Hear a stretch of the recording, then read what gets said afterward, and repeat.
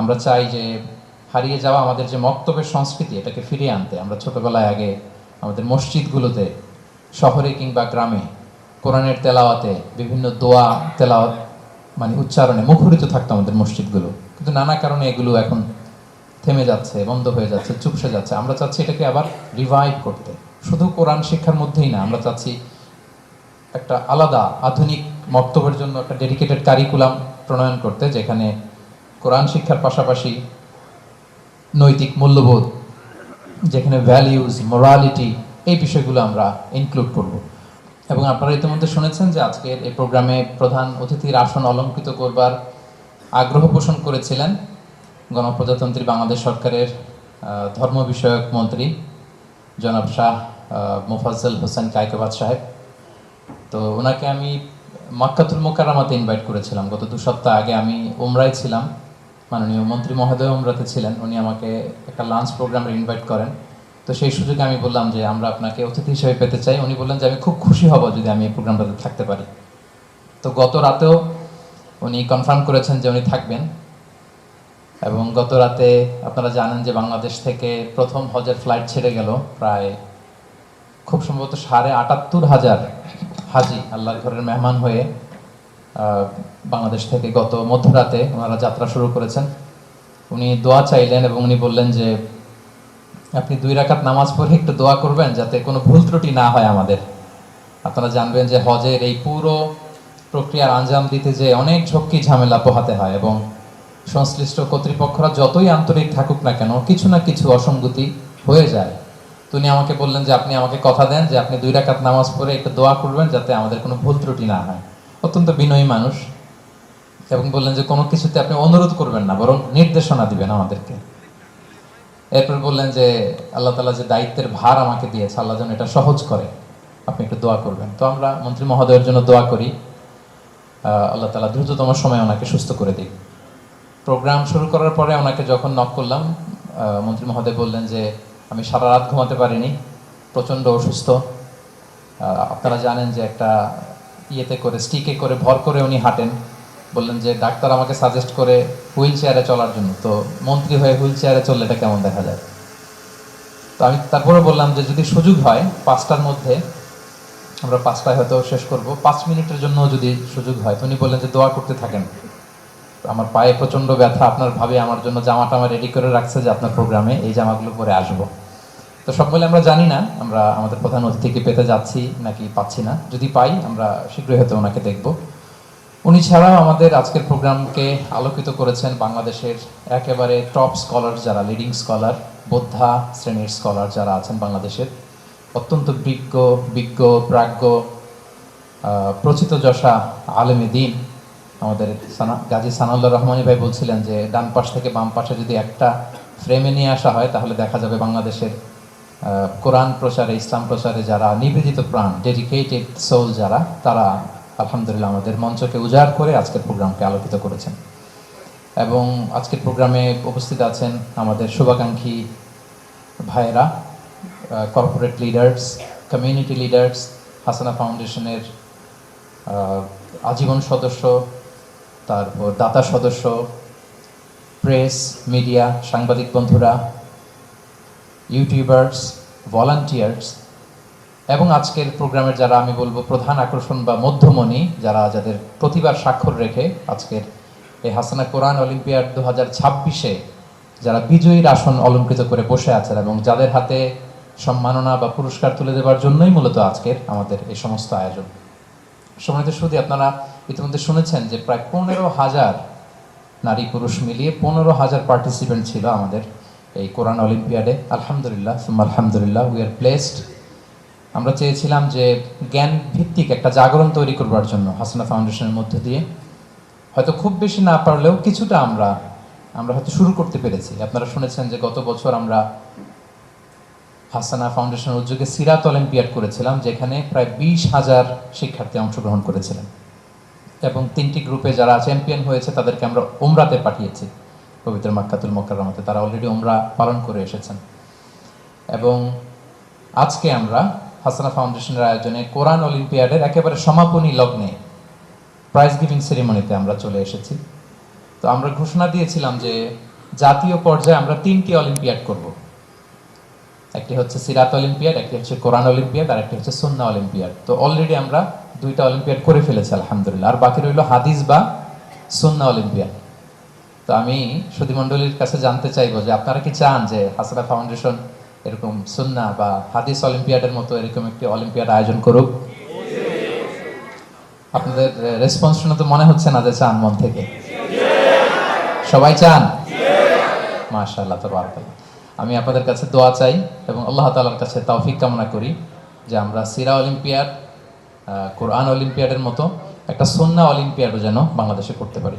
আপনারা জেনে খুশি হবেন যে আমরা 3টি গ্রুপে এই কোরআন অলিম্পিয়াডকে আয়োজন করেছিলাম এবং সেখানে মাদ্রাসা, কামি মাদ্রাসা, আলিয়া মাদ্রাসা এবং স্কুল নির্বিশেষে আমরা এটাকে ওপেন রেখেছিলাম। যদিও আমাদের একজন সম্মানিত বিচারক মাওলানা সিফাত হাসান তিনি বলেছেন যে কনভেনশনাল ব্যাকগ্রাউন্ডের যারা জেনারেল স্টুডেন্ট তাদের জন্য আলাদা করে কোনো একটা কম্পিটিশন বা অলিম্পিয়াডের আয়োজন করতে আমরা চেষ্টা করব তেমনটি করা যায় কিনা। তবে আমরা কিন্তু এটা ওপেন রেখেছিলাম অর্থাৎ সবার জন্য, এবং আপনারা দেখবেন যে পুরুষের পাশাপাশি আমাদের বোনরা, নারীরা অংশগ্রহণ করেছে এবং স্কুল পড়ুয়া শিক্ষার্থীরাও সেখানে অংশগ্রহণ করেছে। ক, খ, গ 3টি গ্রুপে আমরা প্রথমে সিলেকশন রাউন্ডে 15,000 শিক্ষার্থীদের মধ্যে বাছাই করে আমরা পরবর্তীতে সেমিফাইনাল রাউন্ড করি এবং সবশেষে আমরা কোরআন অলিম্পিয়াডের ফাইনাল রাউন্ডে আমাদের শিক্ষার্থীরা তাদের মেধা বা প্রতিভার স্বাক্ষর রেখে আজকে 3 গ্রুপ থেকে 10 জন করে 30 জনকে আমরা পুরস্কৃত করব। এবং মজার ব্যাপার হচ্ছে আমি সহ, প্রতিযোগীরা সহ, বিজয়ীরা সহ কেউই জানে না যে কে প্রথম হয়েছে, কে দ্বিতীয় হয়েছে। আমরা এটা সারপ্রাইজ হিসেবে, অ্যানাউন্সমেন্ট হিসেবে রেখে দিয়েছি। মানে আমার বক্তব্যের পরপরই হয়তো ঘোষণা দেওয়া হবে, যখনই বলা হবে যে ক গ্রুপে তিনি প্রথম হয়েছেন, তিনি জানবেন, আমরাও জানবো, তাকে দেখব। তো আমার মনে হয় টান টান উত্তেজনা বিরাজ করছে আমাদের প্রতিযোগীদের মাঝে। ওনারা বসে অপেক্ষা করছেন কখন ঘোষণা করা হবে ওনাদের নাম।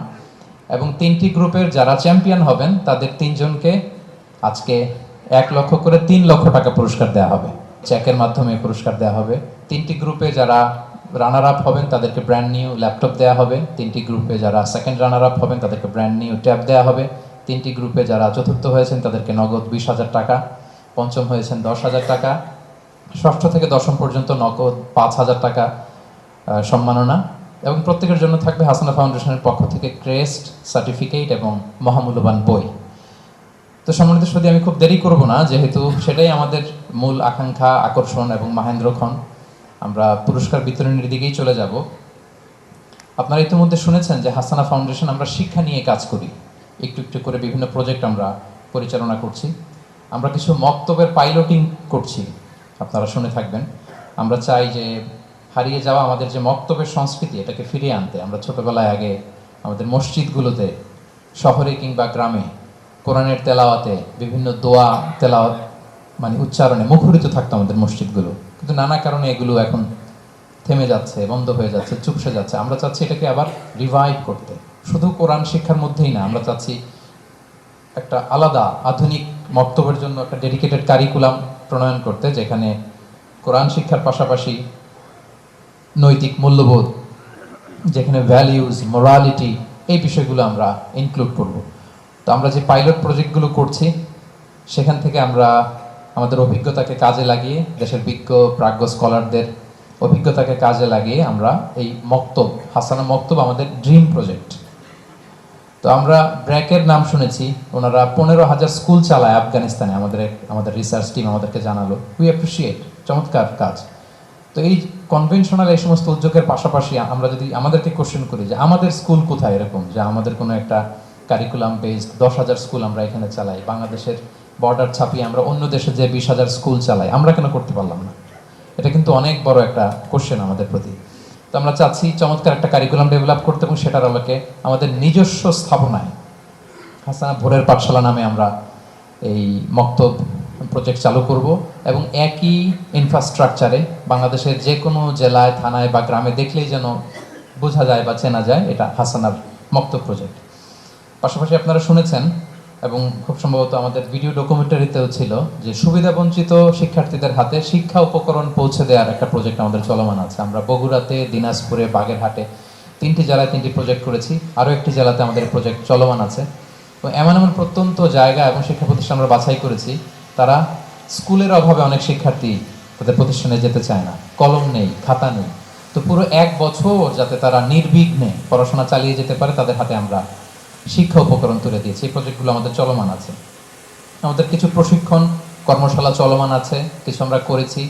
আমাদের ডক্টর মুফতি ইউসুফ সুলতান ভাইয়ের কাছে শুনেছেন, ওনাদের যেহেতু ইসলামিক ব্যাংকিং, ইসলামী শরিয়াতে এক্সপার্টিস আছে, ওনাদের সাথে মিলে আমরা আরও চমৎকার চমৎকার কিছু কোর্স অফার করব, যেগুলো আমরা তৈরি করছি। এবং শিক্ষা প্রতিষ্ঠানের ব্যাপারে আপনারা শুনেছেন, আমাদের ডক্টর মহিউদ্দিন ভাই খুব বলেছেন যে মক্তব এবং শিক্ষা প্রতিষ্ঠান এটা খুব বেশি দরকার। তো আমরাও আমাদের একেবারে ড্রিম প্রজেক্ট, এগুলো আমাদের ফ্ল্যাগশিপ প্রজেক্ট। আমরা শিক্ষা প্রতিষ্ঠানের জন্য currently we are preparing the model and curriculum.